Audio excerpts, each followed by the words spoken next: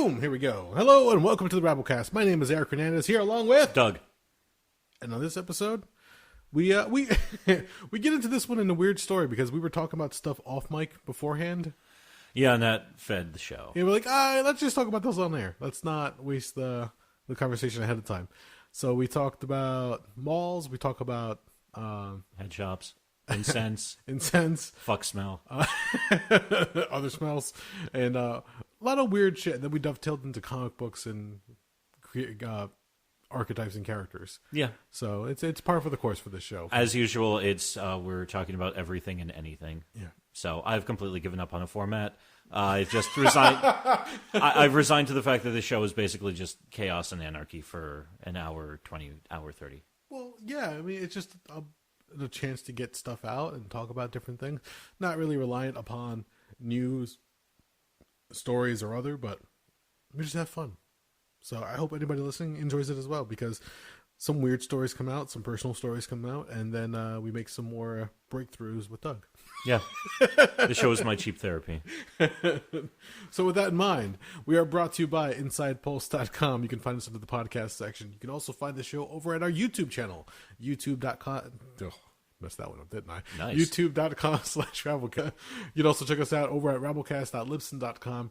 Let's see, send us a tweet at Rabblecast, email us rabblecast@gmail.com, and you make sure to check out the Rabblecast Facebook fan page, which we put up different links, news stories. I think I was putting up a few different things for E3 and the recent announcements. If you're a Keanu Reeves fan, now's the time for like everything Keanu Reeves, considering all the fucking movies he's in. Maybe we'll talk about it next time around. That man is hot right now. Oh, yeah. That's about it. Enjoy the show. Have fun with it. Anything else to add? Nope. All right. Get into it.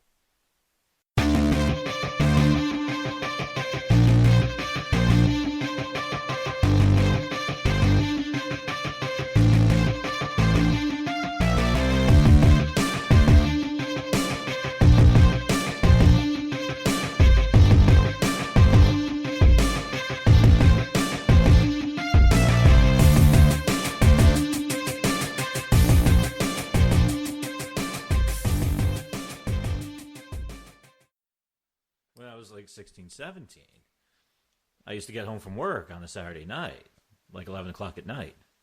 Okay. And I had nothing to do because I was a fucking loser. So, yeah, I'd sit in my room and I'd just burn a shit ton of incense and watch whatever fucking stupid movie was on USA Up All Night. Okay. Or TNT Monster Vision or whatever the fuck was going on. Out of curiosity, where would you get your incense from? I'm glad you asked that question. So there used to be a head shop in Exeter, Pennsylvania, called the Magical Garden. Magical spelled with a K, Ooh. not a C. Okay. Magical. Yes. Magic Cal Garden, if you're into that kind of thing. Okay. It was run by like a couple of old scumbag hippies, and they sold the following items. Anything tie-dyed you can imagine. Of course. Any Grateful Dead merchandise you can imagine. Shit tons of incense, every kind you can imagine, from like the really crappy like chemical smelling ones to like the good stuff like Nag Champa. Okay. Candles, bean bags, or not bean bags, hacky sacks. Okay, yeah. That's actually where my enjoyment of clove cigarettes came from, because I used to buy clove cigarettes in there. Okay. Tattoo magazines. Okay. And if you needed some type of device for smoking weed, whether it's a bowl, a bong, a one-hitter, whatever the fuck you wanted, they fucking had it. Some kind of glassware, I would say. Smoking, yes. Tobacco pipes. Yes. If you will, because, you can't say, you know what, wink, wink, nudge, nudge. If we learn anything from Tommy Chong, yes. Yes. And that's where I used to go. And it was funny because I would go in there like once a week buying stuff. Okay. Maybe twice or maybe once every 2 weeks. And it seems like 50% of the times the old burnout guy who fucking worked there would remember to fucking card me. Because I was I was underage trying to buy cigarettes. And they weren't as hardcore as they were now. But it was still one of those deals where sometimes I go in and I buy like either like a pack of cloves or some weird European cigarettes, because they had all these oddball imports. Okay. They had Ducados, which is a Spanish brand of cigarettes. Okay, interesting. And sometimes he'd just be like, yeah, $4 or whatever it was back in those days before. Back when tobacco was cheap, because they didn't give a fuck who smoked. Other times he'd ask me for ID. And it was weird because, I was like, am I really that forgettable? Oh, no, this guy's probably just a burned out piece of shit. Okay. Yeah, he was just some fat old guy with a beard who just looked like a pile of shit. Okay. He was probably the kind of guy who was more than happy to fucking like give drugs to chicks on the hope that they would fuck him. Ah, jeez. One of those kind of guys. Gotcha. At least that was my take on the man.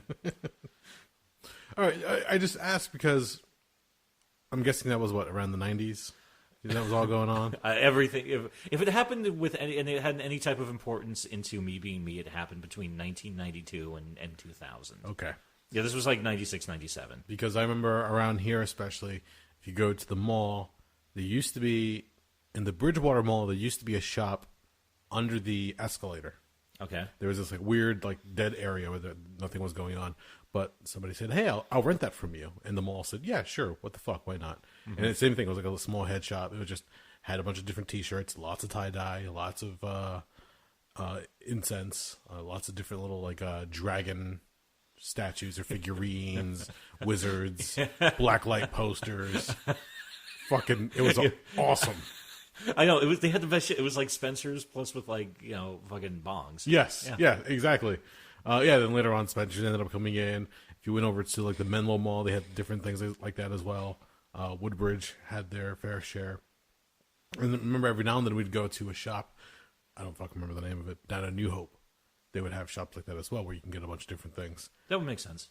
And it's like wherever you could, you'd just buy your incense, you'd buy your weird cigarettes. I remember somebody bought, I think it was like cigarettes with catnip in it. I've heard of those. And never had them. Well, it was funny because they were smoking them on the car ride home, and they started giggling like crazy. They probably thought they were high. Yeah. To the point where it became infectious, and everybody just starts laughing in the car. So we're not 100% sure whether it was the cigarettes that made us all giggle or just the absurdity of catnip getting you high. I think it was mass hysteria. Could have been. I was going to say, the weirdest thing I ever had were chocolate cigarettes. Chocolate cigarettes, like actual like candy cigarettes, or no? They were cigarettes, but there was like some type of I think cocoa powder infused in the wrapper or in the paper of the cigarette. Oh, weird. Okay, yeah, you could smell it before it was lit, but once it was lit, all you just smelled was tobacco. Odd. Okay, I've never heard of that. Yeah, a fella I know gave them to me once. I've had some weird cigarettes over the years. I remember once I bought a carton of Marlboros from Russia that were. They were bootleg. Yeah, there was no tax stamp on anything. Oh, really? Yeah, a friend of mine, she had the hookup for me, and I even looked at her, and I was about to ask where she got them, and she's like, don't ask where I got these.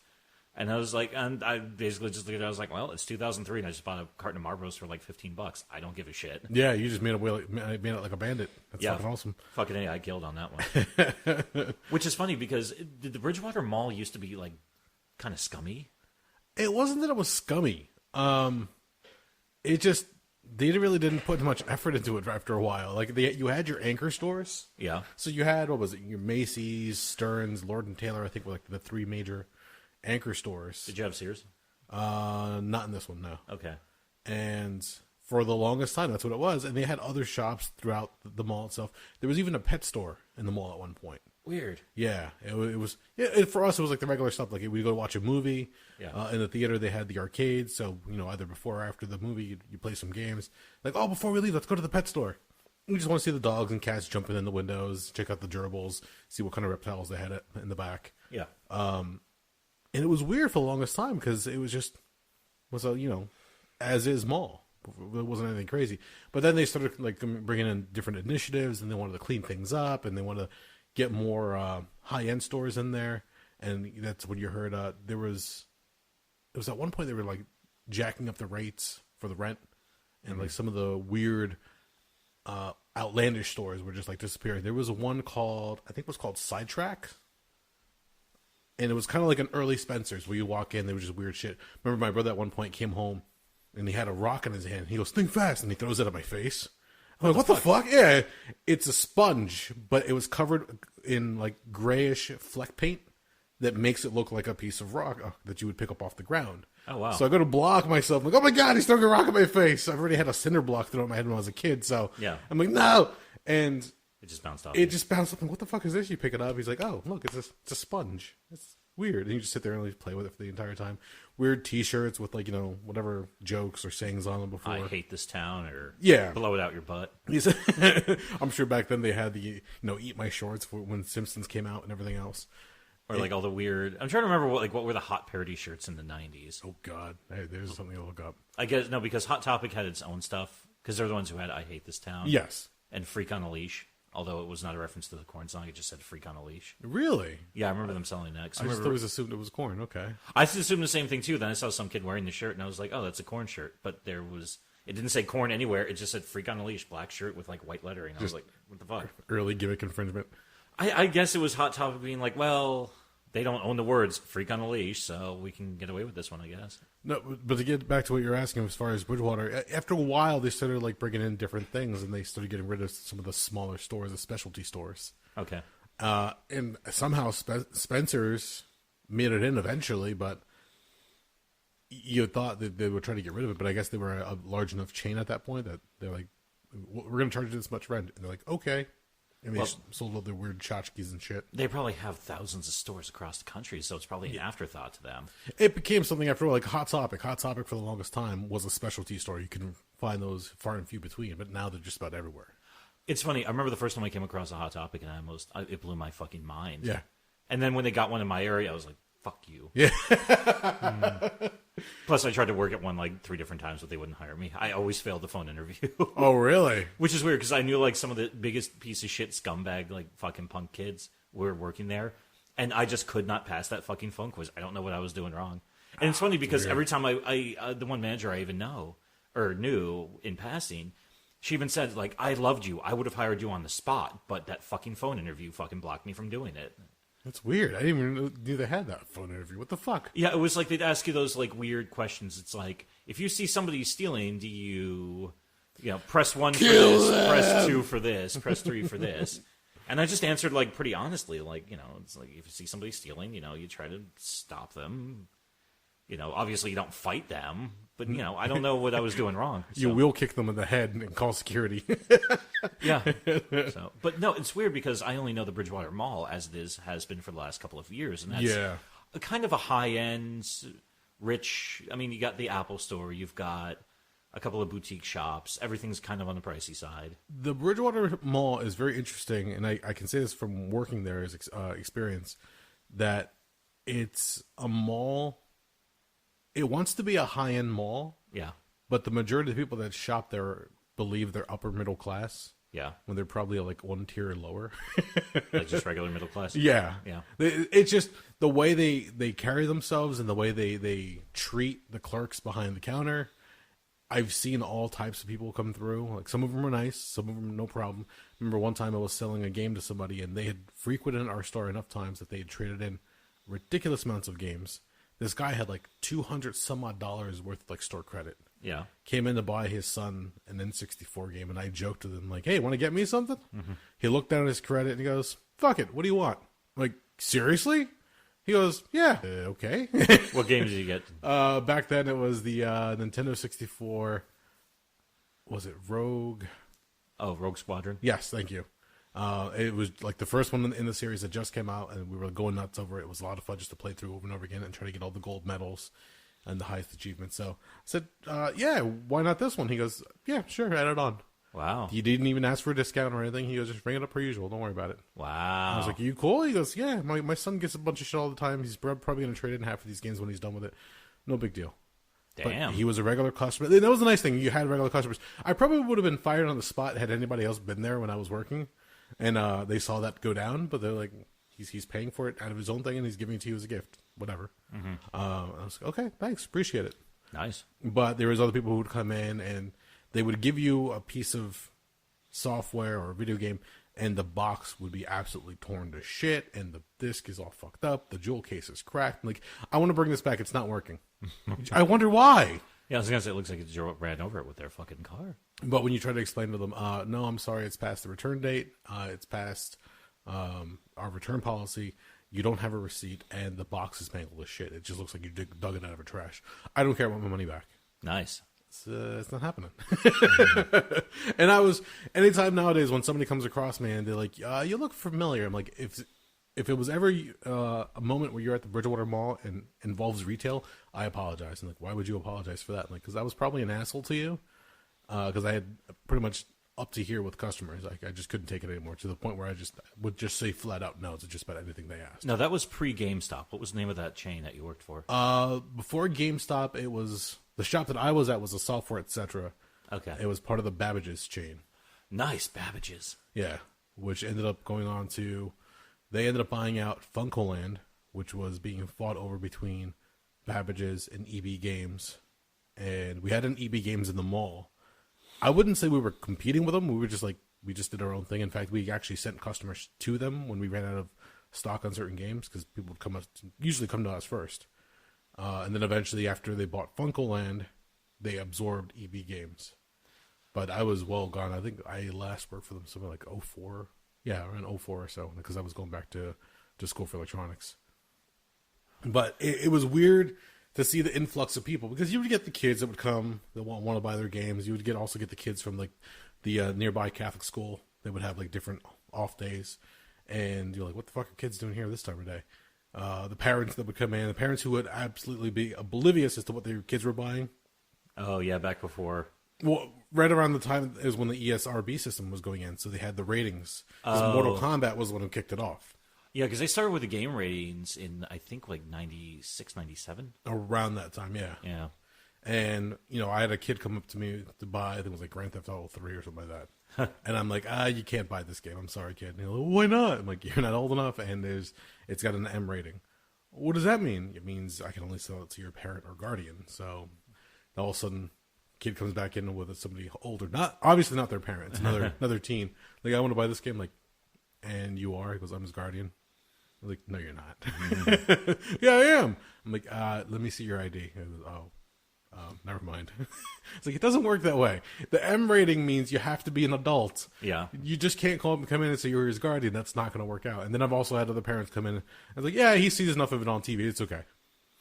But then, and this is my favorite part, is when you talk to them, all right, are you okay with explosions? Yeah. Are you okay with gunplay? Yeah. Are you okay with cursing? Yeah. Are you okay with nudity?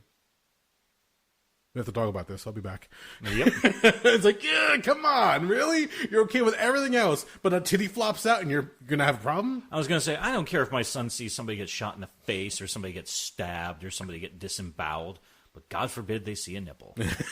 That nipple will fucking send them on a fucking path of degeneracy. And that was usually the case. So it was like, you mentioned, there's prostitution in the game, and if you are so inclined, you could, after you're done with the prostitute, you could rob the prostitute and get your money back. Yeah, like this city bar. Like, this is in the game. Yeah, this game is very involved, and other games like that will probably be coming out with much worse things. So when you see an M rating on a game, you might want to consider read the back of the box first before you come in. Just don't go, oh, it's the recent game that all the kids are playing. Mm-hmm. Okay, that's fine. They got the cheat codes, so they can get the tank, they can get the airplane, they can get the bazooka, whatever the case is. It's fine. That's all fun and games. It's a video game. It's not real. But if you're not cool with the whole nudity part, then you might want to have a chat with your kid and see what's going on. They're like, oh, okay, what's going on? But yeah, no, the Bridgewater Mall was very interesting back then, and it's only tried to, I guess, clean itself up a little bit. But I think almost all malls were like that back in the 90s. They had like a certain kind of grime to them in a certain respect. It depends on where you were. I mean, there were I was always interested because there's a mall in, is it Far Hills or Short Hills? Short Hills is different. I know what you're talking about as far as Short Hills. Yeah. Yeah, because somebody was telling me at one point in time they even had a Tesla dealership inside the mall. Yes. Short Hills, there's a funny story. I don't remember what year it was, but if you can go online, look for it. Opie and Anthony, DJ duo that used to be on like WNEW. For a while, they were on Sirius XM until one of them got let go. There was this whole thing. They have a storied past in of themselves, but they made some really, really funny bits for radio. I would dispute your point on that one, but it is what it is. Continue. The story I'm referring to is they decided to round up a whole bunch of homeless people from the city, put them on a bus, and they took them to the Short Hills Mall. Okay. And then they gave them each like about $300 or $400, something like that a piece. And they unleashed them on the mall. Like, get whatever you want, buy whatever you want. You've got 2 hours. Then you have to get back on the bus and we have to head out. And they had people follow them with like cameras and recorders so they can actually see what they're up to. One guy went straight to the fucking little like bodega store, whatever it was, shop to buy cigarettes. Nothing but cigarettes. Like, what are you doing? Is I'm going to buy these cigarettes, and then when I go back to the streets, I'm going to sell them to everybody who comes out for like $1 a pop, whatever the case was. So he was like having some frame of mind of trying to make his money last longer and stretch it out. I was going to say, yeah, there we go. Another guy, went out to buy like, I think like 2 or 3 pair of shoes. Because, my shoes are all fucked up. I want to be able to not have my feet hurt. Okay, that's a good idea. Another person was just buying ridiculous amounts of coats. Like, what the fuck are you doing with coats? He goes, the winter's coming up. I want to make sure that I'm warm. I was like, okay. Some of these were thought out. But it was the fact that a lot of these guys were dirty, grimy. Some of them didn't even speak straight. They had, like, incoherent babble. Mm-hmm. And the people in the short hills, like, scrambled. Some of them closed their shops. Like, we're closed for the day. We're doing inventory. And they just didn't want to deal with them. So if you listen to the radio bit, you'll hear a lot of the different reactions, and you hear everybody laughing their asses off. Because it wasn't anything, like, harmful or mean. I mean, yeah, you could dispute the fact that they're exploiting these people for a radio show. Yeah. But they gave them money and said, hey, look, you guys are around the town. We want to make sure you're taken care of. Go out. They just wanted to get the reaction from the rich white people and say, oh, no, you can't be here. Mm-hmm. Like, you're not of our kind. Okay, so that mall was always like an uppity cracker mall. Yes, okay. Very much so. But if you look at Menlo, Woodbridge, Bridgewater, those malls I frequented quite a bit growing up. And, at certain points, I wouldn't say that they were, like, horrible. I mean, if you want to see a bad mall, journey out to Phillipsburg. Like, a third of the mall is, like, closed storefronts. I actually drove near that mall a ways back, and, yeah, it was actually kind of fucking spooky. Yeah. Because it's just like a fucking ghost land. Back in 98, I was dating a girl who lived out that way, and she wanted to go to the mall. So we hung out and see what's going on. There was a GameStop out there, so I went to go say hi to some friends.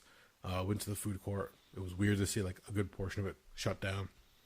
You walk through, we found a head shop, walk by, get some incense and everything else. But we walk past, and then you see other shops just, like, close in, like, just randomly, like, different spots. Like, is this a mall or is this like a flea market? Because it seems kind of odd. He goes, yeah, it's the way it's always been. And to this day, we have a friend who, again, lives out that area. And he goes, yeah, it's always been that way. They never get their act together. For some reason, they just can't keep storefronts open. Certain shops will come and go. And it's got to be even harder now than ever because that model has been dying for years. Yeah, that's the other thing. I mean, when you can have the luxury of sitting at home and order whatever you want, have it sent to your house in 2 days or less, what's the point of going to a mall? Which I can totally understand for some items. If I'm going to buy, and I want to get a good price on a video game, I'm probably going to order it on Amazon because it's probably going to be better than buying from GameStop because GameStop is kind of overpriced. Oh, yeah. But yeah, I've generally, if it's footwear or clothing, I want to try it on first. That's one of the few reasons I like brick and mortar. There's a few, I'll fully admit, there are times where I go out to a store, especially when it comes to buying shoes. I'll go to a store, try them on first. But cool, I like these. And I'll write down whatever the number is, and I'll get the SKU number. And just go home and order it online because I just don't feel like buying it here because I could probably get it cheaper online. I always tell Jen the same thing. I'm like, take note of what it is, write down the UPC, whatever the case, take a picture or scan it online, and we'll just order it at home. She goes, why? I'm like, because you're probably going to save $5 to $10. Yep. So I mean, it doesn't seem like much in the long run, but it adds up after a while. Yeah, there's some things I will try to support a little bit more, like if it's a mom and pop. Yes. I'll try to kick them to business. Army Navy stores. Okay. A lot of them are going out of business nowadays. And that's weird because I remember you'd always see them. Not that they're like they were common, but they were strewn about. Like you would come across one eventually. Yeah, there are no Army Navy stores near here. We're in the middle of like a giant void of them. There used to be, there used to be one in Middlesex, down 28. There was another one, Route 18 Flea Market's no longer around. And then there was also, the US 1 flea market way back when in Brunswick. So, yeah, a lot of those shops they don't exist anymore, which is kind of odd. Yeah, sucks. But every time I see one of those, I always remember the movie Commando with Arnold Schwarzenegger. So I always assume somewhere there's a button that leads to the armory in the back of the shop. Oh, they have a circuit room with a rocket launcher. Yeah, I remember watching that and thinking to myself, I wonder if Quint's Army Navy has a secret back room full of guns. Makes you wonder, huh? Yeah, because here's the weird part. In where I was, there was one in Scranton, Quint's Army Navy, a sister store in Kingston, PA, right across the water from Wilkes-Barre called Kiefer's Army Navy. Okay. And in downtown Wilkes-Barre, there was one that didn't have a name, but it was like the dirt Army Navy store. Like shit was just piled everywhere. There was no rhyme or reason to anything yet. If you found like the BDU pants and you wanted a pair, you just started digging until you found the color you wanted, and then Hoped you grab the right size, because after a while it'd be like, oh, here's a black pair. Oh, never mind, they're small. I gotta keep on going until I find a fucking large or whatever the fuck. Yeah, nothing was folded. Shit was just piled everywhere. There was a bin of boots. just all these like jump boots tied together. That's terrifying, because that's probably like a pair of boots that made it back from some kind of like combat. Like, oh, he's not going to use them anymore. Fucking just put them in the bin. Actually, the spooky part is a lot of them were new, but some of them were very clearly had like wear on the tread. And it's like, what's the story here? Where do you buy used boots? That's kind of weird. Now it's also like, besides Army Navy stores, if you go to what do they refer to now as, I guess, vintage shops or retro shops, where they sell like old clothing. So you can find like old jackets, old. Oh yeah. It's not a consignment shop, but in Somerville there used to be. Well, it's the same business. It's just moved around quite a bit, but they would have a lot of old clothing, so you could get like leather pants or jackets or shirts, old like jewelry, costume jewelry, just weird shit here and there. You'd come across some weird things, and they had quite a bit of military clothing. So be it old jackets, some of them still had patches on them. Boots, pants, whatever the case is, you just find some weird shit. I remember one of my friends one time just went and bought like this large green army jacket. He goes, "How you think it's kind of cool?" I'm like, it's kind of big. I mean, it sucks for the summertime, but hey, during the winter you'll be fine. And sure enough, during the winter he was like all nice and warm and toasty inside. But he'd still wear it like halfway into the summer. He goes like, "I can't fucking take it anymore." Nobody's forcing you to wear it. Why is he wearing a winter coat in the goddamn early summer? Because he figured he bought it, so you might as well use it. Like, put it away. That's stupid. That's fucking stupid. Yeah, off air, I want to know who this was. It was an old friend from high school. All right. I don't even keep in touch with him anymore. But it was just one of those weird things. He's like, okay, I bought it. I'm going to use it. It's mine. I'm like, okay. But yeah, it was almost like head shops, vintage clothing stores. They almost had like that weird musk or smell to them when you walked in sometimes. Yeah. I'm like, what the fuck is that? And old clothing. Yeah. It's years of smells just compiled together. And like, I'm walking into decades of, I don't know what that is. Speaking of old clothing, one of the most, I don't even know the words to describe it in terms of smell. Oh, God. This was about 7 years ago. I was at the U.S. Holocaust Museum in D.C. Okay. And I'm walking through there, and it's interesting because you take an elevator up, they start you on the 4th floor, and they show you how the groundwork was laid for the anti-Semitism and the NSDAP, and the Third Reich and everything. And as you move through there, you find out how, they passed the laws, the Nuremberg laws prohibiting what Jews could do, and then they forced them into the ghettos, and finally they pushed them into the concentration camps. And as you're going down the floors, going through, each floor was kind of leading up till, basically like the liberation of the concentration camps by the United States and UK and Russia and everyone. But in one room, it's this huge room, and there's a little trail through the middle of it, and it's got glass railings on its side, and piled are shoes. Because when they would bring in Jews into the camps, they would take everything they can get of any value from them, including clothing. Hell, they would even shave their heads, take the hair, and use that to stuff pillowcases or stuff pillows. And the smell of those old shoes, that was about the point when, like, my mind just started, like, I can't do this anymore. Like, I can't process this anymore. I just shut down. I remember afterwards being outside, and I remember like freezing cold, chain smoking cigarettes, going back to the hotel, taking the hottest shower I've ever taken in my life, to the point where I was like bright red when I got out of it, because I was well on my way to 1st-degree burns. It was so hot. Scalding hot. Yeah, and then I just like passed the fuck out. I was like, I just can't deal with anything right now. Yeah. Okay. Shoes. Yeah. Well, speaking of weird smells. Yeah. Good segue. Thank you. I was looking for something. Before the show started, Doug was asking me if I was going to blow up the bathroom here in the studio. The studio being where Doug lives. It's a studio. It's my hovel. It's many things. And I was starting to tell him the story, and I just said, fuck it, I'll just tell it on air. When I used to do wrestling shows, or just any show really in general, whether involves any kind of a physical activity, I would try to hold off. If I haven't eaten breakfast yet, or if I haven't eaten something, I'd hold off once I got to a show. Like, you get to a wrestling show, show usually starts around 6 or 7, so they want you there about 3 or 4, maybe a little earlier if you're helping set up. And the idea would be that you would not have to worry about eating because you don't want to be there, in the middle of getting dressed, you'd have to run to the bathroom, or in the middle of a match, suddenly you have to shit your brains out. Whatever the case is, you just hold off. And at the end of the night, you'd eat. I try to apply that same mentality when we come to record. So Jen and I try to, schedule things out on the day that I have to come here to do this. And we try to have dinner earlier in the day. We try to have a pre-planned idea of, okay, as soon as we get out of work, we'll get this. Or as soon as we get out of work, we'll cook that. And we're good to go. Today was a bad example. And it's because we're adjusting. Jen recently started a new job. So she's not at home with kiddo. I have to pick him up from my parents, make sure to take care of him, trying to get everything set up so that I can come here and Jen will watch the little one. I got home, picked up kiddo, ordered dinner. It's just down the road. I can pick it up real fast. But all right, it's going to be 20, 25 minutes. No problem. I'll be there in a little bit. Sitting on the couch, I'm exhausted. I've been up since early morning. Kiddo's running around doing his thing. He's watching his tablet or playing with his toys. And then I'm like, all right, I'll get up in a few minutes and I should be fine. All of a sudden, I passed the fuck out. Yeah. That tired, I just knocked out. I'm like, oh my God, what the hell? I wake up. Where's kiddo? And I hear him in his room. He's humming along, playing with his toys, singing a song. I'm like, okay, he should be fine. I'm just go check on him, make sure he's all right.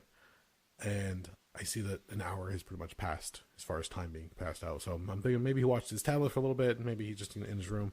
I get in his room, and he has emptied out a talcum powder bottle on his toys. More specifically, a Dragon Zord toy that we have. It's a little play school kind of toy. A Dragon Zord. What the hell is that? Dragon Zord is the Zord of the Green Ranger from Power Rangers. The one that you have to play the flute and it comes out. It's like a Godzilla, but it responds to this magical flute dagger. Okay. I walk over and the damn thing is white. It's normally like a silver, green, and black, and there's just powder all over it. And he's sitting there with a baby wipe, trying to clean it off. He goes, "Daddy, Daddy." And he's just babbling. I'm like, what the fuck? I'm looking around. I'm like, get out. Get out. Go to the living room. Go watch your tablet. Now I'm trying to vacuum it up. I'm trying to clean wherever I can. I look at it. I'm like, all right, an hour has passed. I had to have been picked up the food about a half hour ago. Let me get you changed. Let me get you your shoes on. I'm trying to get them ready. I'm taking him with me so I can pick up the food. Again, it's just a few blocks down the road, so not that big of a deal. He can come with me, and it'll be fine. I'm going to put his shoes on, and I go to pat his leg, as we're good to go. I pat his leg, and poof, this talcum powder comes out. I'm like, motherfucker, it's all over the place. At that point, Jen calls. Hi, sweetie, just want to let you know what's going on. I just letting you know I'm on the way home. I'm like, all right, I'm a little flustered now. Come home safe. I love you. Bye. Gotta go. I'm taking kiddo down the steps, getting him in the car. And every time he either smacks his leg or pats his chest, it's all over the place. But you really can't see it. It's just like a white filter on his shirt, like powdery. Yeah. It's like he got into a powdered donut. It's all over the place, pretty much. On his face, you can see on his neck a little bit. I'm like, oh, fuck. All right. So I go get the food. I come back. And I'm just trying to eat, trying to relax. At the same time, you've gone to the place where we got dinner tonight. It's a place called Barbecue 28. It's Portuguese barbecue. That's fucking standing. And I don't know what they put on their fucking chicken. I don't know what sauce or spices.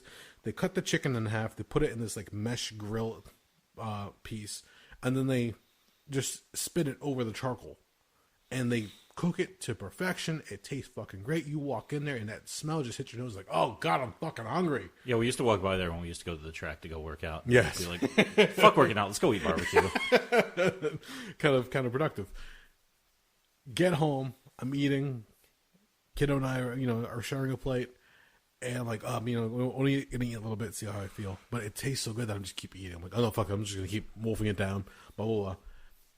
And same thing like wrestling shows or any shows before. I try not to eat too far, before the show because I don't want to have any problems. Well, coming here, obviously, I get to your place, and not the first time this has happened because, again, schedules get all weird. And I make my way to the bathroom like, are you going to blow it up? It's not planned, but get the incense ready because it's going to fucking happen. And, oh boy. But it's okay because incense is, if anything we've learned in the 90s, It's good. It's good Yeah, to have Kink's around got on everything. hand. Yeah, doesn't matter whether it's cigarette smoke or pot smoke or, when you take a shit. If you don't want to wash anything and you're just a scumbag. That too. Yeah, that's happened a couple times. Usually, when we were hanging out with friends, it would be used. I didn't realize that sex had a smell, Oh, yeah. but when you walk into somebody else's scent, you're like, "Oh fuck! What the fuck did you guys do? Nothing. No, fuck you. Something happened." One of the most pungent things I've ever smelled in my life was the last time I went to there's an event in the DC, Maryland area called Dark Odyssey. Okay. They run sex positive kink events. The last time I went to their hotel event, which happens usually around Valentine's Day each year, at a hotel in downtown DC. One of the rooms, they call it the Sexorama. It's basically designed for that's where you go to have sex. Okay. They have futons that are set up. They have different those different pieces of sex furniture set up. It's as clean as it's going to get. They throw sheets on everything, and they tell everybody, listen, if you're going to fuck, please lay down a chuck, one of those absorbent pads with the plastic backing. Okay. So that way we're not getting your juices all over the fucking furniture. Oh, don't put it that way. Yeah, that's exactly what it is. I know. Anyway. So one night, and what I used to do, because this is how my mind worked, is I was getting ready to go on a shift to go boot black. And I had about 45 minutes to kill. So I went down to Sexorama, and it was like 7 o'clock at night, so nobody was in there because everybody was either still having dinner or getting ready for the evening. Okay. So I'm hanging out in there. I found a piece of furniture. I plopped down on it, and I pulled out a book, and I started reading. Oh, no. Because I don't give a fuck. Okay. No, nothing bad happened. Okay, good. I read for 45 minutes. I was like, okay, it's time to go on my boot blacking shift. I went over there. I worked for a couple of hours. By now, it's about 11 o'clock Saturday night, which is prime time for most of your weekend events like this. And I'm thinking to myself, I went outside, I had a smoke, came back inside, and it's like, I don't feel like going to bed yet. I need some time to fucking unwind. So I'll just go back to Sexorama and read, because I'm so used to these events. I'm not sure if this is cynicism or just whatever, but whatever it is, it's kind of a touch. It bothers me sometimes. I'm so, Desensitized? Desensitized, or it's so not a big deal to be near two people fucking for me in those environments that I could sit down and read a book and not even give a shit that people are fucking. Okay. But being that instead of being on a campground where everything's open and getting some air circulation, I walked into the Sexorama, and that fuck smell just punched me in the fucking face. That sex smell just violated your nostrils. I walk in, I was like, oh, yeah, I was like, I'll go, I'm gonna go someplace else, because holy fuck, that is brutal. Because it's just a room full of people fucking. What time of year is this? They used to run it mid-March. Now they run it. It's usually Valentine's Day weekend. Okay. So mid-February. Okay, mid-March, maybe like it's warming up a little bit. You know, the temperature rises, especially in a room full of bodies just fucking. But even in February, the same thing would have You're happened. in the basement of a hotel. There's no ventilation. Oh, God. This is a room that's not designed for this. This is a room that would be for if somebody's having like a business conference. Did you find the nearest head shop and buy some incense? I fucking shit. I should come back in and start just like walking around the room, lighting up sticks of incense and just putting them down, being like, y'all fucking stink. Just walk up to the one guy, stick a stick of incense in his ass, like, don't move. Just leave it there. Let's go. Some woman's like fucking riding some dude. I just walk over, I just hand it to her and just be like, go about your business, no big deal, nothing to see here, madam. Play safe. This is a public service announcement. Hold still. There you go. Well, no, because it was funny because that actually, at one point in time, that was weirdly enough something I was vaguely known for. Because when I would go to the camp events, more often than not, they would have the Sexorama set up. It would be like those pop-up tents. They'd put the furniture in, and that way you could just have sex. But if you're just walking by, you just look over and be like, oh, there's 2 or 3 people fucking. And it's not a big deal because that's what everybody was there for, so nobody gave a fuck. Geez. But I would go and hang out in there, usually midday, pull out a book and start reading. Because it's like, I'm on vacation. I'm just going to take it easy today. That sounds like the beginning of an awesome fucking movie.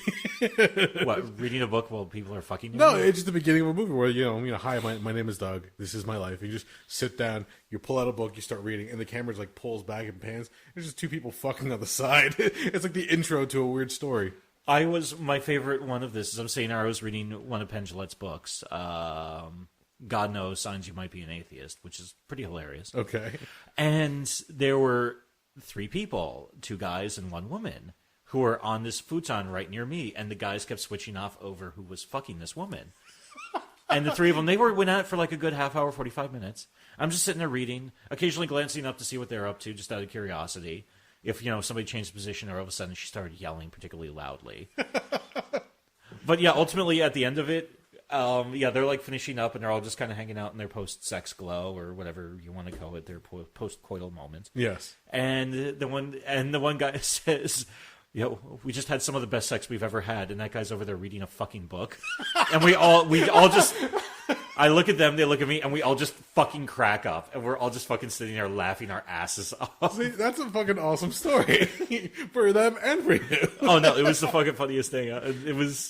That was actually, I think, the first time I did it because, hey, I don't give a shit. I'm going to go, why go fucking sit on a bench and read a book when I could fucking I can lounge on a piece of furniture and read a book to the sounds of people boning. Are you like smoking a cigarette while they're doing this? No, it's kind of rude to, like, even though it's open air, it's kind of rude to smoke within the pavilions. Just making sure if it was like a clove you're smoking, just adding to the ambiance. If I could, I surely would.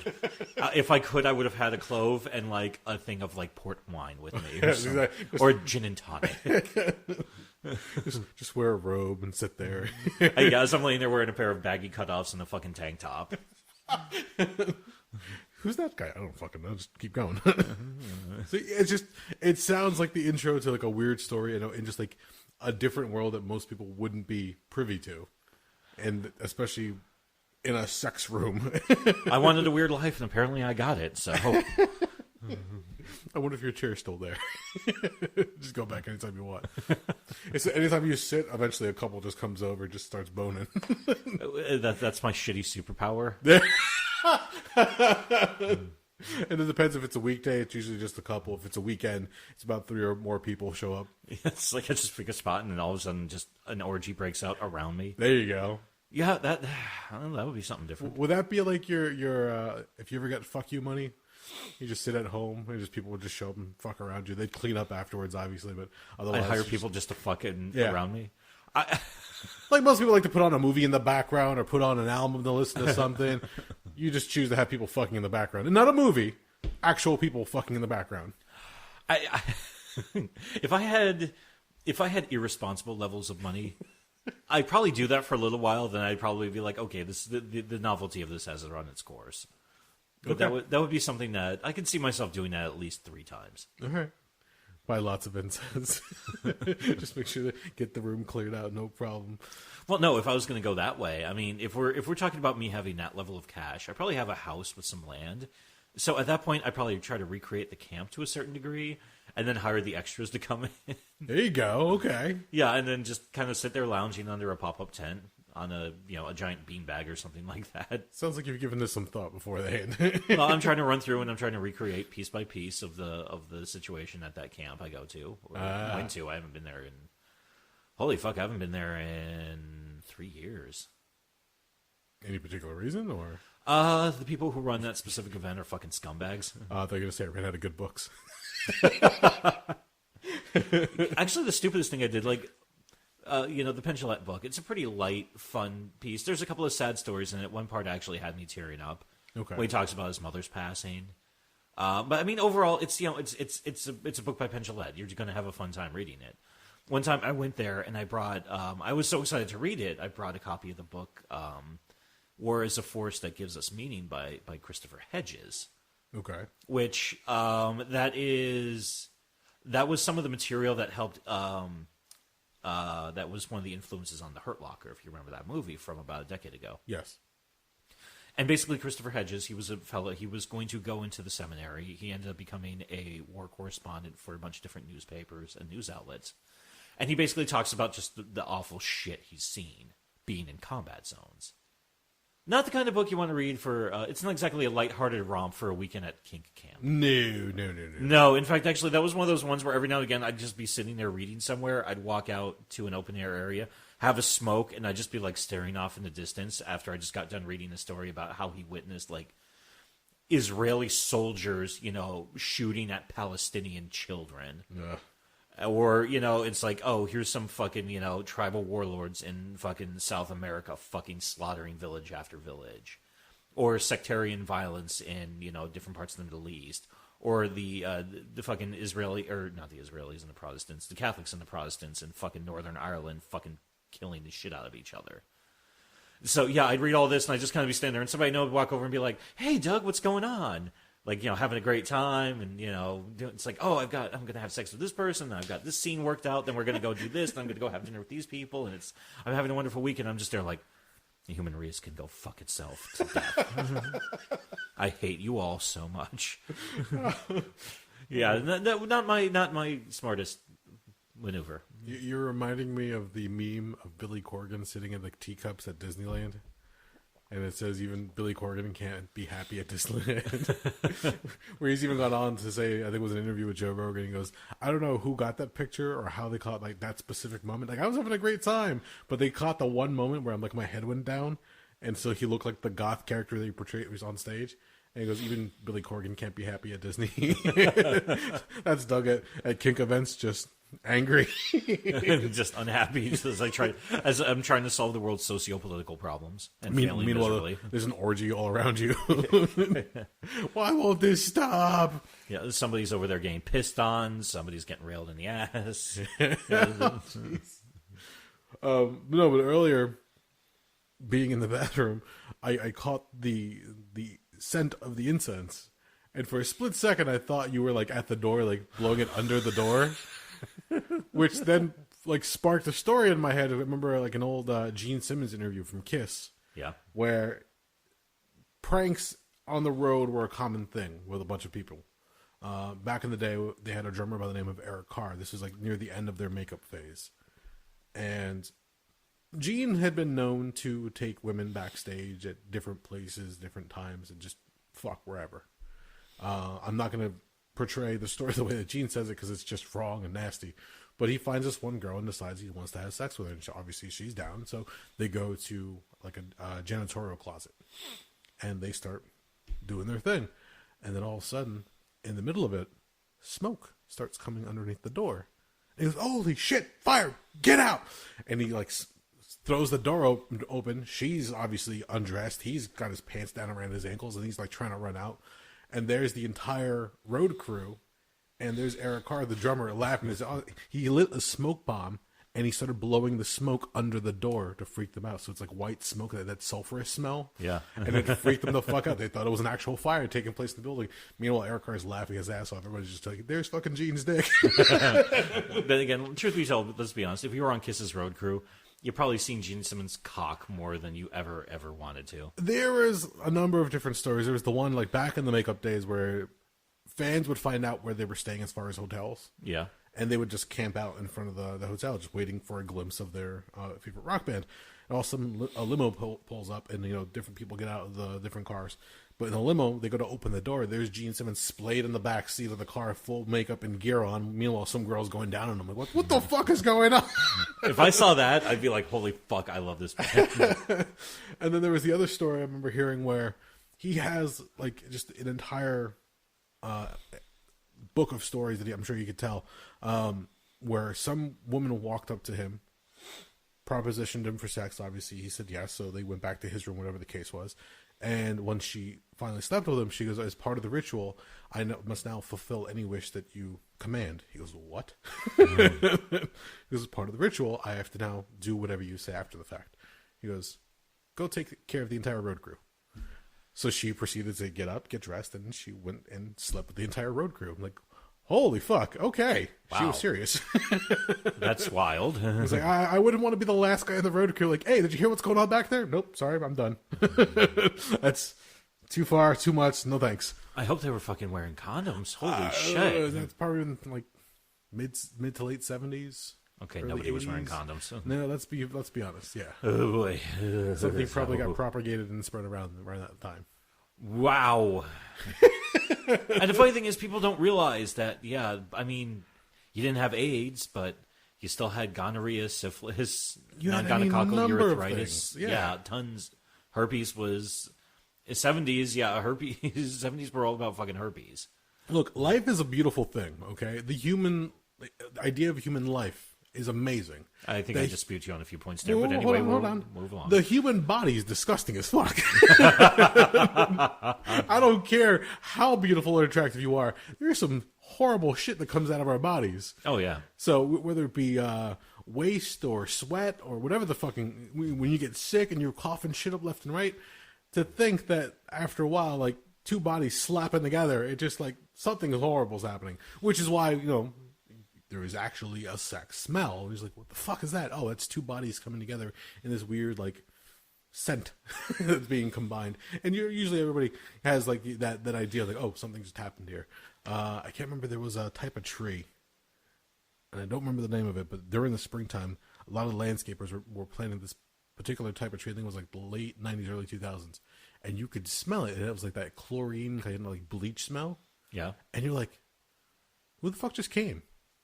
Why do I smell jizz? I think I know the tree you mean. What is it? I think I know. I don't remember the name of it, but because I've walked by every now and again when I'm outside. Yeah, you catch that smell, and it's you're like, like, where the hell? Did somebody just what? finish up right now? What the fuck? And just, Yep. like, throw a hanky over the road?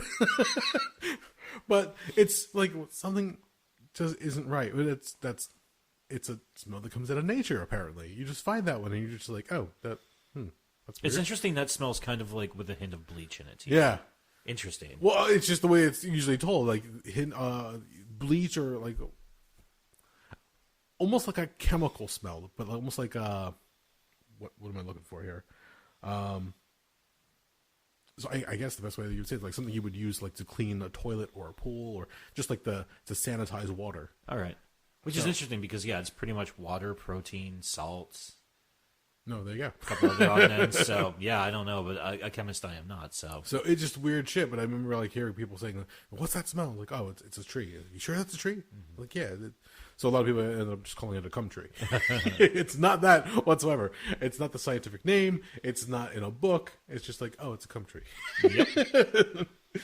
Let's just be completely childish about it and not talk about it. Just like, oh, okay, that's what it is. Yep. And the funny thing is when that kind of tree is planted around a high school, and you're like out on lunch or whatever the case is, you're like, what the fuck is that smell? Somebody's fucking. Yeah. But it would take a lot of incense to try to cover up that smell. Yeah, just a little. I don't know where we went with that one. We were talking about the fuck smells, fuck camp. All right. Gene Simmons and Kiss and fucking. You said 3 years since you've been back to that camp. Yes. Are you having any plans to go back, or is it like a thing that you've like? No. To that specific event, no.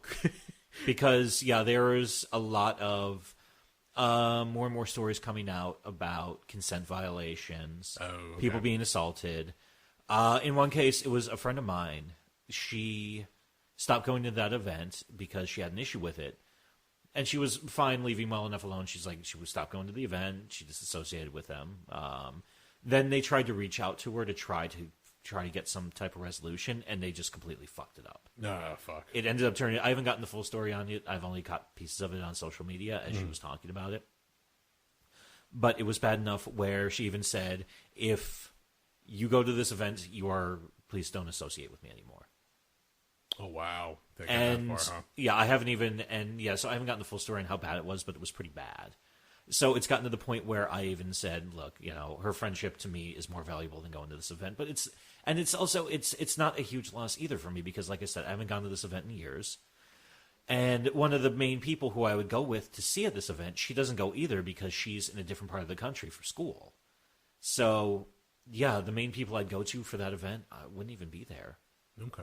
So it's gotten to be, and there's other stuff for me to do. It's the weekend-long events, there aren't as many as there used to be. 2011 was the peak year. 2011, let's see, I went to 6 weekend-long events that year. Okay. That was a lot of fucking events. In May it was NDDS Boot Camp, and then in July I went to Test Fest, and then a month later I went to Floating World. A month after that, I went to Dark Odyssey Summer Camp. 2 months after that was the first Geeky Kink event. And then a month after that was Brimstone. So it was just event after event. And actually, I passed on like 2 or 3 of them because I was like, nah, I'm tired. Some interesting names for these events. Oh, yeah. And the funny thing is, some of them are still around. Some of them are long gone, too. They just can't come up with one and just call it fuck camp. Yeah, Or is that too much on the head? I think that's kind of a little bit too... or on the nose, I should say. I think that's a little bit too much as it's going to get you in trouble. I mean, Fet Camp, I think, is probably one of the most... probably like one of the most like, oh, it is what it is events. Welcome to the Bone Zone. No, that would be a great name for an event.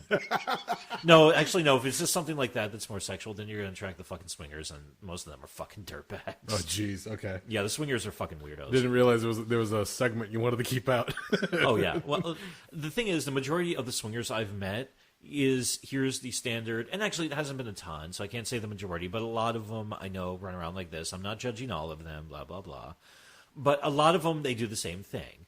You have a male and female couple, another male and female couple, man and woman couple, heteronormative couple, whatever the fuck you want to call it, I don't know. Okay. They get together, they meet another like couple, then they go into a room. One guy sits in one corner, the other guy sits in another corner, and the 2 women meet in the middle and fuck around, and 2 guys jack off while watching it. Okay. Just go fuck. I mean, seriously, it's not that big of a deal. But there's a lot of guys who get into that shit who are so homophobic that they can't even be next to another guy when they're fucking. I'm not even joking, dude. It's that there are that guys who are that fucking neurotic about it. It depends on how you were raised and what you were taught. And usually, like, no, you shouldn't be around another guy's dog. Like, go away. I was gonna say, oh no, if I'm within 5 feet of another naked man, I will become gay. His cock will automatically like just, fucking show up in my mouth. It's like, okay, cool. I'm around like 2 naked women. Oh, there's another naked guy. No, go away. It's a naked body. Weird shit's gonna happen, and if you're so inclined, join in. If not, then go read a book.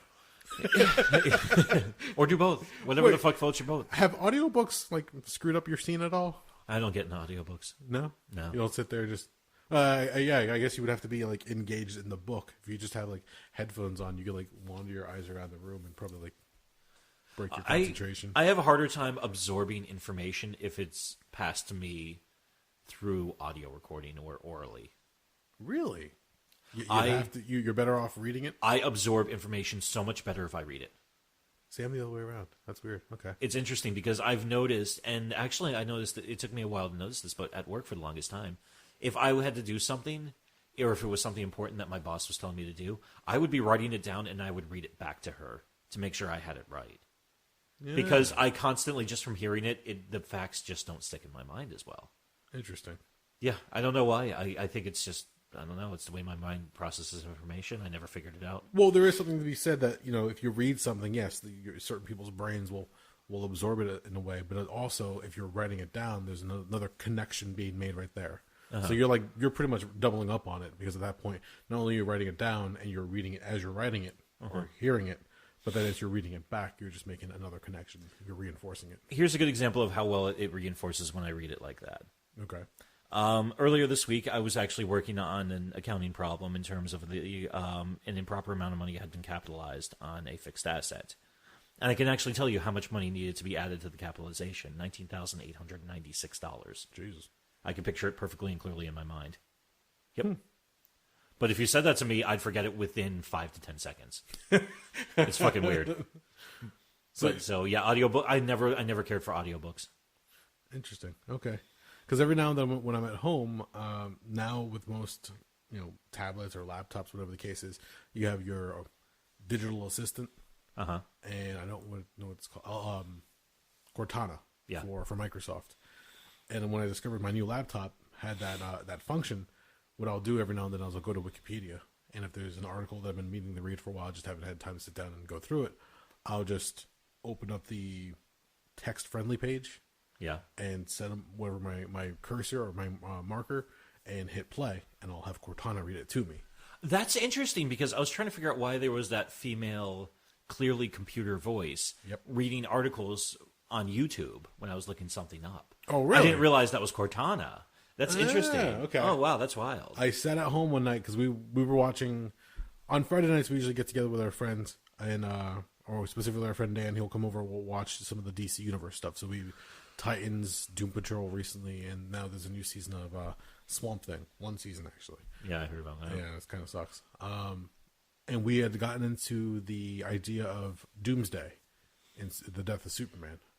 And I looked a couple things up, and I just, hit play on paragraphs just to tell them what I was talking about, and Cortana would just read it to the room, and like, oh, that's kind of neat. Then when he went home, I just pretty much highlighted the entire article and just hit play. And as I was working out or cleaning up, I would just listen to the story of Doomsday and how he became to be, and all the weird experiments, and how many they tortured the being and pretty much reincarnated him over and over again, only to kill him again just to see how strong he was. Yeah, so he would build up immunities to the previous forms of death. Yes, but there's like hundreds of years of evolutions, like shrunk down to this one time period. So the damn thing went mad eventually, and just wanted to kill whatever it could, and ends up killing Superman. But then they brought it back and everything else, and whoever else added to the story, and the origins of Doomsday. So I'm like, holy shit, there's like stuff in here I didn't even realize, because I don't read Superman comics as much. But to hear the story of Doomsday and how much they fucked with this idea, and each writer essentially just tortures the character of Doomsday more and more just to get this hulking monster to come out. I'm like, wow, this is fucking weird, but okay. And when I discovered that, just started finding different articles, whether it be comics or actors or video games and movies, and just go through and listen to different things so I wouldn't have to worry about just focusing on my computer screen. Yeah. I could do other stuff and listen to stuff in the background. I do the same thing with like YouTube videos every now and then. I'll find something, whether it be movie or video game related, and just play it in the background as I'm doing other stuff, because I can just absorb the audio while I'm doing other things, and I can do both at once. So, but everybody's a little bit different. So, no, and it's actually funny because most of what I know about comic only stuff came from just looking it up on Wikipedia and reading about it. Oh yeah. Which is interesting because they would even break it down to like, oh, here's the books and here's how some of the storylines flowed over the years. And then you get to that one section of powers and abilities, and it tells you exactly what that character is capable of. Yeah. It's like, oh, here's this character in other media, what movies or video games or whatever the fuck it showed up in. It was, I actually like that. However, you could tell somebody who was really into this shit worked on those Wikipedia articles. The only annoying part is every now and then when you get to the annotations and Cortana reads the actual annotation. Uh-huh. So it'll be the parentheses, and she'll keep like going over, and she won't know that's not part of the text that you're supposed to read. Yeah. So they'll just keep going, and they'll read the date or, edit by, blah, blah, blah, and just like, all right, just give me the actual text of the article. Don't give me all the side stuff. But are you familiar with that one YouTube show, Deathmatch? Sounds familiar. It's two guys, they do characters called Wiz and Boomstick. They'll take two different characters and they'll have them fight. And they'll usually use like video game models or something like that to have them battle each other, and they'll put together the animation for it. But what they'll do is they'll actually do a deep dive into each character to actually find out the limitations and abilities of that character, match them up with other characters from other stuff, and then that's how they basically would ascertain who would win in a fight. I've probably seen a couple of them. My favorite, one of the more interesting ones, is they had Hulk battle Doomsday. Okay. And they actually said at the end, Doomsday won, and they said, and here's this, and this happened in these books, proving here's the limitations of Hulk's abilities, and we've got from this other book featuring Doomsday, we've got this information regarding his strengths and his weaknesses. So when you put these together, that definitely puts this person into a bigger... They actually sat down and they did the math to figure out Flash was faster than Quicksilver. How many simulations do they usually run? I know they have the one video, but like, do they do different trial runs to see who would come out on top? No, it's usually just one video that actually shows what happens. But It's like, they actually approach it like they've actually tried to quantify exactly how strong Superman is. Based on the different books. Because, one of their most famous episodes and most controversial was Goku versus Superman. Okay, I think I've seen that one. Yeah. One of the other ones I enjoyed actually was, because this was more simple, so I can explain this one relatively easy, why Spider-Man would kick the shit out of Batman. I don't think I've seen that one. That's interesting. Okay. I liked it because they said the main thrust of it was Batman's stealth skills mean nothing because of the Spidey sense. True. Okay, I can see that. Yeah. Okay. On the end of Quicksilver and the Flash, that was something we used to always talk about when we were in school. And the argument finally was usually settled that the Flash moves at the speed of light. Yeah. Whereas Quicksilver moves at the speed of sound. Oh. So right there alone is the difference in abilities and powers. Whether that's true or not, I don't know. I didn't create the character, so I couldn't tell you. And the way people write these characters all the time, they're always changing or augmenting their abilities and skills. Because at one point they said that Superman had a finite amount of strength, but due to the sun, depending on the exposure, his strength increases. Yeah, because at one point, didn't they come up with, like, it was called, like, Superman Prime or something, where Superman literally went into the sun and just hung out for an extended period of time? Yeah. So he's, like, basically a god. Yeah, we thought he was godlike before. He became more godlike at that point and just became this kind of crazy. And especially the idea of the red sun, the yellow sun, one takes away his powers, the other one, interacts with his DNA and just makes it crazier. But then that's where you get into, like, the real crazy minutia of the character, the details. Yeah. Like, how crazy do you want to get with some of these? Well, and that's the thing, too, because you don't even have anything steady to work from because, they get their powers change based on whoever's working on the books. It always changed, not just the books, but the media as well. Yeah, that too. When we were watching, is it the second Superman movie? Where they give him oddball powers that were never in the books. Are you talking about Superman 2 with, like, General Zod and yes, and everybody with the beard? And was it Zod, Non, and I can't remember the girl's name. But yes, the characters that come out of the Phantom Zone, at one point they're fighting in the Fortress of Solitude. And as they're fighting, suddenly Superman projects multiple versions of himself in the fortress. Like, well, Superman can't clone or double himself. What the fuck? Another point, Non comes flying at him. Non is like the big monstrous character. Jack Halloran. Yes. And Superman takes like a cellophane plastic version of his Superman emblem and throws it on him. And it's just like this huge plastic S. Oh, envelops him. Like, what the fuck is that? Yeah, it's like, how did that, what just happened? At one point, Lois Lane figures out who he is, and then he kisses her, and the kiss erases her mind to the point where she forgets who Superman is. So it's a memory eraser. So that's not a power. That's nothing he does. Like, if that was the case, like, Superman will go out there, like, would start kissing all the girls. Yeah. You have non-consensual claims against Superman. Just came to give you a kiss and just flies off. Yeah, it's kind of creepy. Ooh, yeah. It's like, if you can erase, like, their short-term memory with a kiss, what can he do with his dick?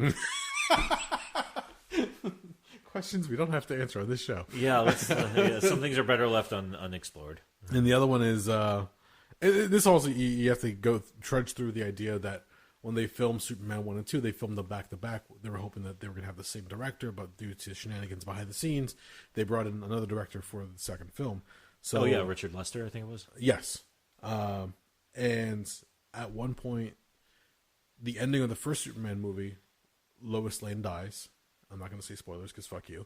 Also, that movie is almost over 40 fucking years old. But Superman is so distraught that he couldn't be, in two places at the same time, essentially. So he starts flying so far in reverse of the axis of the Earth that he reverses the rotation of the Earth and is able to turn back time. Which I don't think it works that way. No, it doesn't.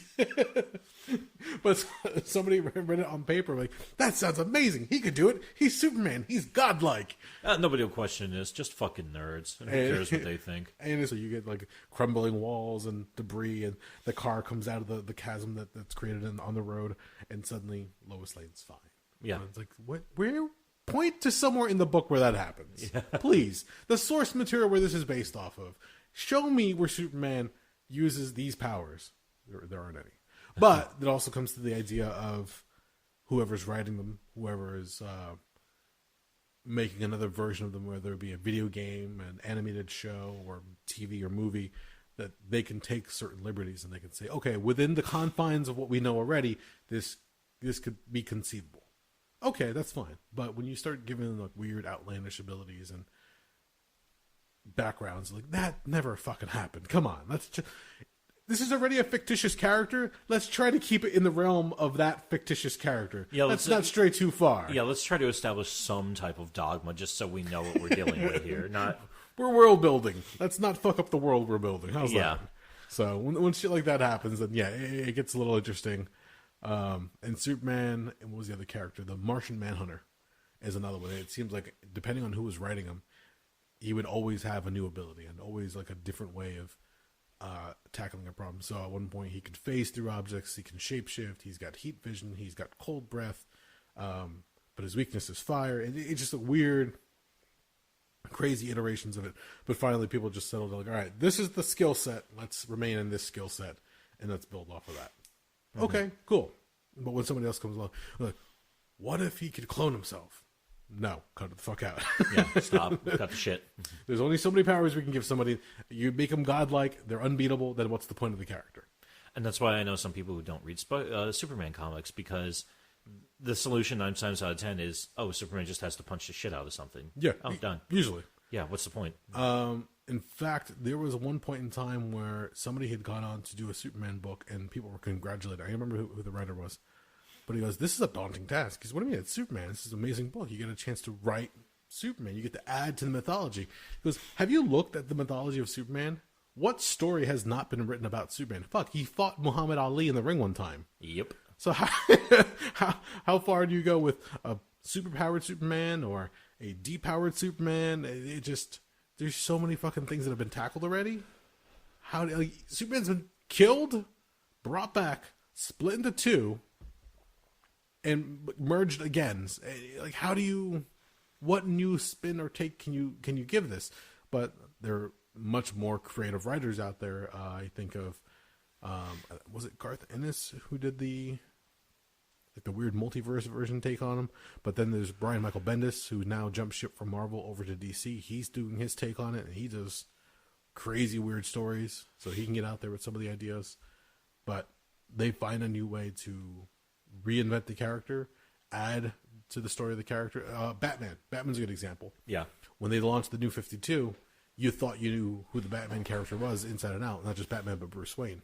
Yeah. But then they created a story called the Court of Owls.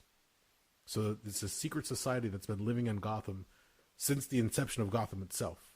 And they know the Wayne family. They've essentially built themselves into the Wayne family system. So every little nook and cranny that is the Wayne Foundation or the Wayne family, the Owls have somehow like hidden in the shadows. Mm-hmm. And when people read the book, like, oh, it's just a new crime family. This new, no. This is something that's before Batman. They've essentially sat there and they've been able to lurk in the background long enough that Bruce Wayne, Batman, the greatest detective in the world, has not been able to find them until this one mishap or slip up. And now suddenly he realizes, fuck, everything that I've been doing, they've always been watching me.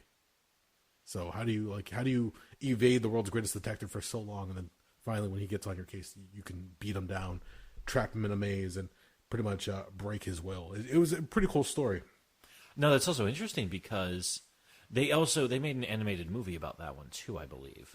I don't know if they're making it or if it's been released. It's already out. It's a couple of years old because I've watched clips of it on YouTube. Okay.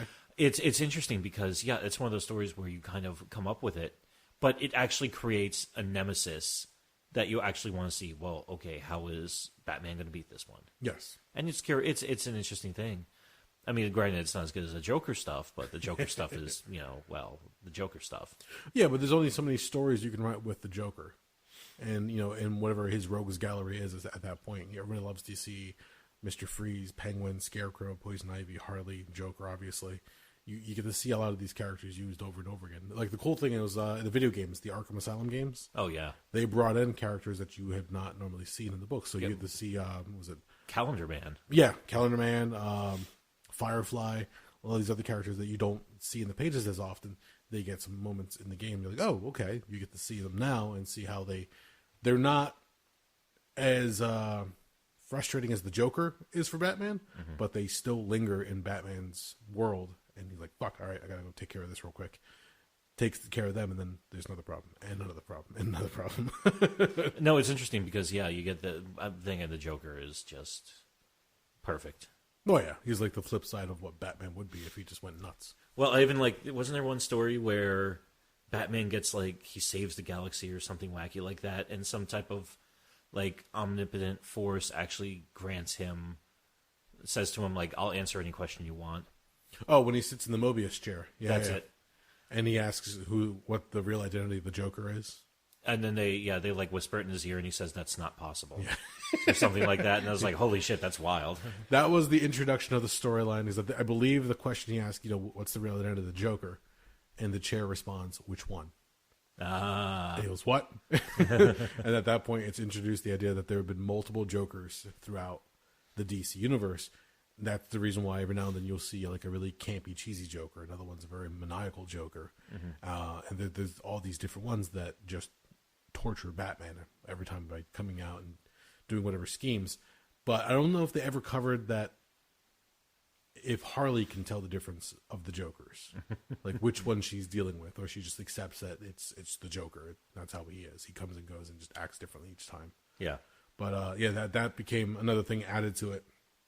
And people are like, wait, there's more than one Joker? I'm like, yeah, think about it. You it's a nice spin on it because as we saw in the Heath Ledger portrayal, it's cool when you can't pin him down to one origin story. Because having that element of the unknown makes the character that much more fascinating. Yeah, when the character is an unreliable narrator about his own fucking life, that's actually really. I'm not gonna lie. I've actually stolen that. There was one line from the comic. Like one of his henchmen asks, like, "Hey, boss, where did you really come from?" And Joker actually, instead of just shooting him in the head as he normally would, he actually has a moment of kind of candor, and he says, "Honestly, I'm not even sure at this point. Some days I remember it one way, some other days I remember it a different way. If I'm going to have a past, I prefer it to be multiple choice." There you go. And I've ripped that line off before in casual conversation with people. And it's interesting to see because I think the team that did the Court of Owls, it was Scott Snyder and Greg Capullo. Scott Steiner? Not Steiner, Snyder. Oh. Relax there. Well, you got me way too excited. Sorry. Scott Steiner sitting behind a desk trying to write Batman stories. It's just stick figures and a bunch of fucking action figures being thrown around the room. While he's wearing the chainmail. That would be an interesting story. These guys came together. They did the Court of Owls. I can't remember the other story that they did recently. Bat Metal was the other one, where they have. You and I were talking about at one point where there's this darkness that's coming towards the Justice League, and you find out that it's been lingering in the world for a long time. It's actually really cool the way that Scott Snyder wrote the story because it's almost like a crossover event for all the books. But the idea is that this thing has been underlying along with the Court of Owls and everything else. So it's in the alternate universes of the DC world that Batman has defeated members of the Justice League and taken over their powers. So you have a Batman that defeated Aquaman, a Batman that defeated the Flash. That one's actually kind of cool because that Batman wants to try to steal the Speed Force from Barry. So he straps him to the Batmobile and just keeps driving as fast as he can until the Speed Force gets transferred to him. But you still got the Flash like chained to the hood of the Batmobile. Defeats Cyborg, defeats Wonder Woman. The one that defeats Wonder Woman actually wears the armor of Ares, so the god of war. And like all these Batmen are now coming to our reality, and they're going to take down this Batman because it's the last one they have to before they can take over all the realities. And it's like, what the fuck? Who thought this up? Yeah, that's pretty good. Who got like a wild-eyed and crazy? That introduced the character of the Batman that laughs. And I think you and I were talking about where the character has lingered in the prime DC universe, and at one point Lex Luthor is reassembling the Legion of Doom. And at one point, he gets a lot of the villains that show up, and Joker shows up, and he's willing to be part of the Legion of Doom. He says, but that thing can't be here. And he's referring to the Batman that laughs. The Batman that laughs creeps out the Joker enough. He goes, I'm not going to be here if that piece of shit's here. Like, get rid of it. And the only reason Luthor hangs on to the Batman that laughs is because he knows certain things about Batman that nobody else knows. So he's like certain secrets, certain things at his very essence and core that he shares with our Bruce Wayne. Technically, that is Bruce Wayne from another dimension, just fucking crazy. If you ever see him, he's got like a metal piece going across his eyes, like almost like a blindfold, but it's got spikes coming out of it. He's got that creepy Joker smile, and he has a bunch of little robins on leashes, and all they keep saying is crow, crow, crow, and they attack people and eat them. And it's a really fucking cool story. So I give Scott Snyder a lot of fucking credit for being able to add more mythology to the character of Batman. Mm-hmm. You think, as you know, little boy goes to see Zorro with his parents in the theater. They get killed in the alleyway. He becomes a vigilante. That's the cut and dry story that's been for years. But you add the Court of Owls, you add Bat Metal, and then I can't remember the other storyline he did. But they reinvented the character in a way that it adds more background, more depth to the character. You're like, holy shit! Like they really went all out. I just keep like I enjoy how in that Batmetal story how the Joker doesn't even refer to that crazy Bruce Wayne as him. He refers to it as it. Yeah. Or that thing. It's just so offensive to him that it's just completely just it's unnerving. A perversion. Yeah, it's not funny to him. Yeah, it's like that is the worst. That is just that is every nightmare I have rolled together. Yeah, and that is it's really, really interesting. When I first remember seeing the advertisements for it, and they just kept referring to it as the Batman that laughs. Like, what the fuck is this? You see a creepy Batman with a smile and the weird metal blindfold. I'm like, this is dark. Like, this is fucking weird. Yeah. And it's become just like another aspect of the storyline now. And they, in usual DC fashion, it's not like they destroy it and they get rid of it. A lot of times you see these movies like the Michael Keaton Batman. The Joker dies at the end. Batman Returns, Penguin and Catwoman die, or supposedly Catwoman dies. But they get rid of the villains just as quickly as they're introduced in the movies. In the comic books, they linger, and they linger a lot. Mm-hmm. So the Batman that laughs, considering that character's still in that world of DC, it's like, somebody put a fucking bullet in there or something, because why would you let that survive? Something has to be, even Lex Luthor, you think he would take it down, but even he has his reasons as to why he's holding on to that character. But it's interesting because they did the same thing for the video games. Did you ever find that one Easter egg in Arkham Asylum?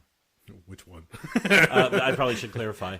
Near the Joker's area in Arkham City.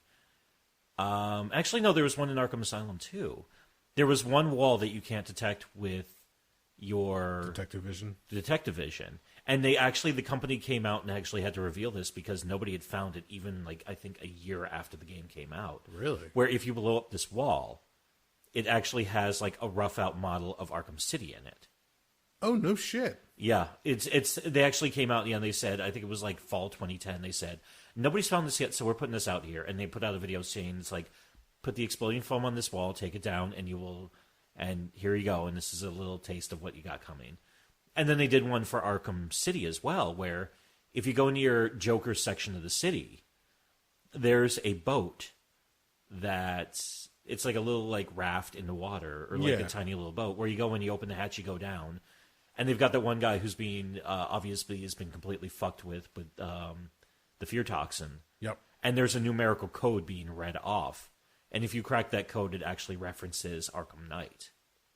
I found the boat and the code. I never actually cracked it. I didn't know that. Holy shit! Okay. I didn't crack. Because I remember like somehow like I found like the transmission, and the voice sounded like the voice actor who did Scarecrow from Arkham Asylum, and I didn't crack it myself. I looked it up and I found all the information for it. Holy shit! Okay. Yeah, it's wild how deep those games went.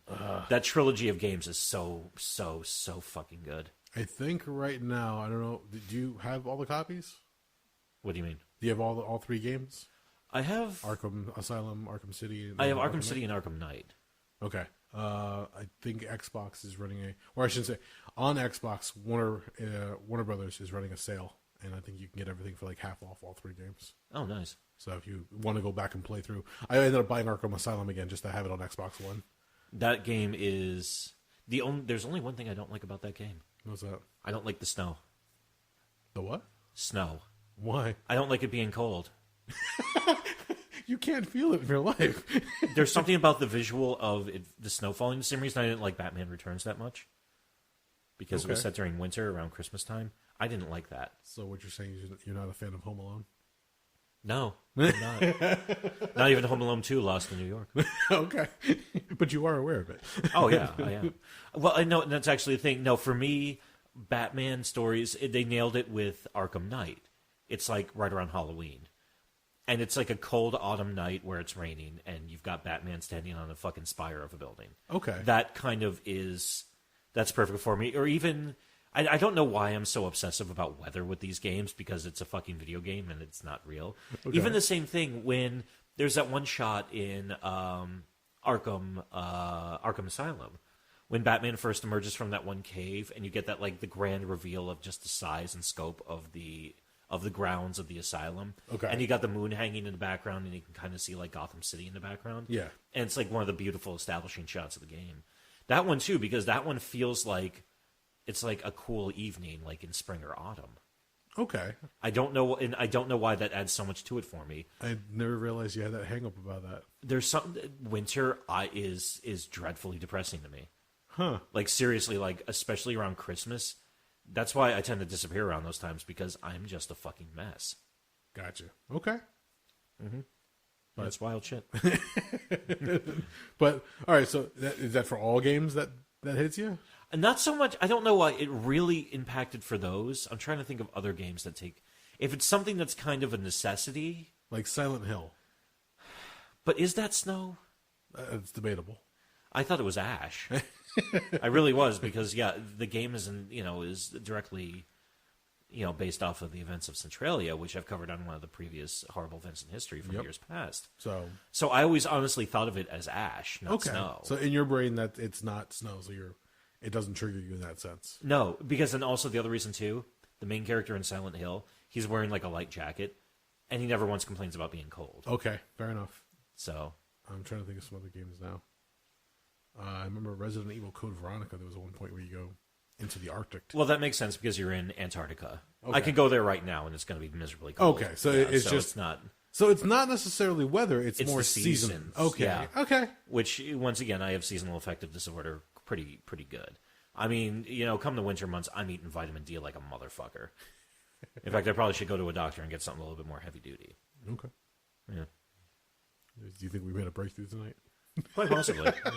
Probably more than I know. I think we've hit the mark right about there.